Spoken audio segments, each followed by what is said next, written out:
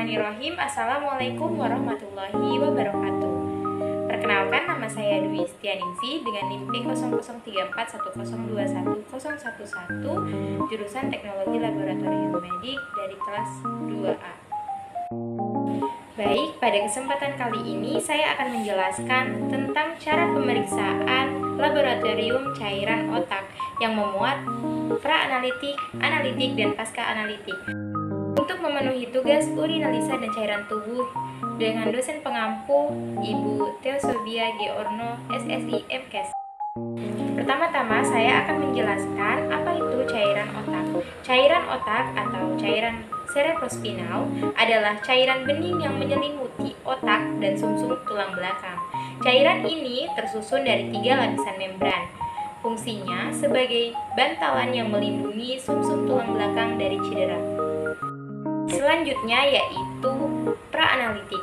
Ada beberapa hal yang harus diperhatikan pada tahap pra-analitik, yaitu persiapan penderita, pengambilan bahan pemeriksaan berupa cairan otak, serta penanganan setelah bahan diambil termasuk penyimpanan dan pengiriman ke laboratorium. Yang pertama, ada persiapan penderita. Dalam pengambilan cairan otak, penjelasan harus diberikan dengan jelas dan baik, karena tindakan fungsi cairan otak merupakan tindakan yang invasif dan lebih berisiko jika dibandingkan dengan tindakan pengambilan darah. Selain itu, dokter yang merawat hendaknya juga memberitahukan kepada penderita dan keluarganya kapan tindakan akan dilakukan, karena bahan pemeriksaan yang sudah diambil harus segera dikirimkan ke laboratorium untuk diperiksa. Yang kedua yaitu pengambilan bahan. Sebelum dilakukan pengambilan bahan pemeriksaan, disiapkan dahulu formulir permintaan pemeriksaan, wadah atau tabung penampung yang berlaber identitas penderita, serta semprit atau tabung dan jarum yang sesuai. Pada formulir diisi lengkap identitas pasien berupa nama, nomor, register, nomor rekam medis, dan ruangan. Keterangan klinik atau diagnosis, jenis cairan tubuh, dan pemeriksaan yang diminta. Yang ketiga yaitu penanganan bahan. Untuk cairan otak setelah diambil dan ditampung dalam tabung yang telah disiapkan, pada masing-masing tabung dicantumkan tanggal dan jam saat pengambilan cairan. Hal ini sangat penting karena analisis cairan otak harus dilakukan segera setelah bahan diambil. Keterlambatan dalam pengiriman bahan pemeriksaan ke laboratorium akan mempengaruhi hasil pemeriksaan. Sebagai contoh, kadar glukosa akan menurun secara signifikan setelah 1 jam pengambilan, serta kadar protein akan meningkat akibat destruksi sel. Oleh sebab itu, cairan otak sebaiknya dikirim ke laboratorium segera setelah dilakukan pengambilan. Apabila cairan tidak dapat segera diperiksa, harus disimpan pada suhu 40 derajat Celcius. Yang kedua yaitu analitik.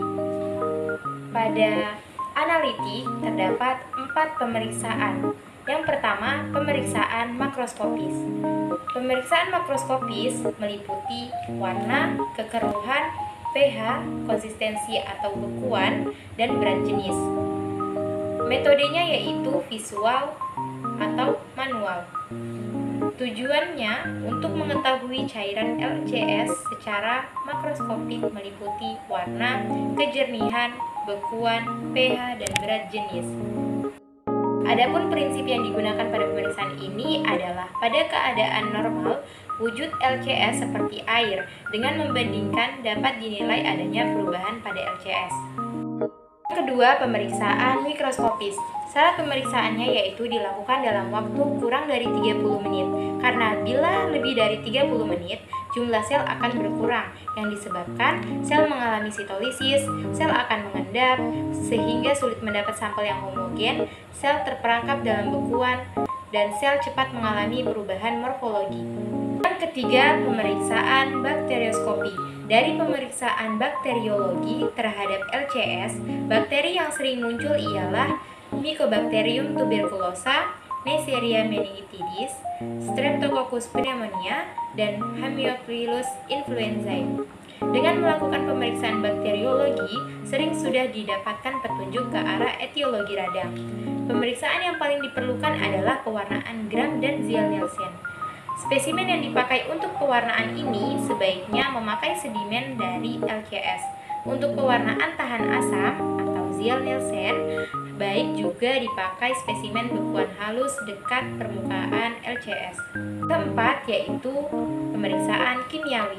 Analisa kimiawi LCS membantu diagnosis atau menilai prognosis.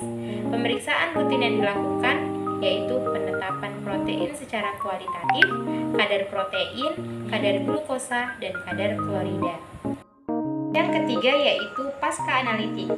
Setelah dilakukan pemeriksaan dan hasil pemeriksaan telah selesai, maka dilakukan pencatatan hasil ke dalam buku hasil sesuai pemeriksaan dan melakukan verifikasi hasil pada sistem informasi laboratorium yang selanjutnya akan di-print out oleh analis laboratorium dan diserahkan pada keluarga pasien atau ke bagian keperawatan ruangan pasien rawat inap.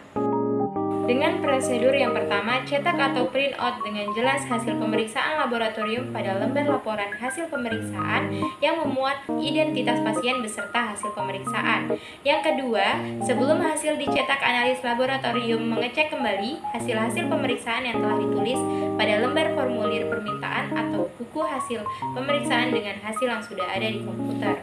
Yang ketiga, cantumkan nilai normal atau rujukan dari pemeriksaan yang bersangkutan. Dan yang terakhir, tanda tangan hasil pemeriksaan oleh pemeriksa dan dokter patologi klinik. Baik, itulah tadi penjelasan tentang pemeriksaan laboratorium cairan otak. Saya ucapkan terima kasih, lebih dan kurangnya saya mohon maaf.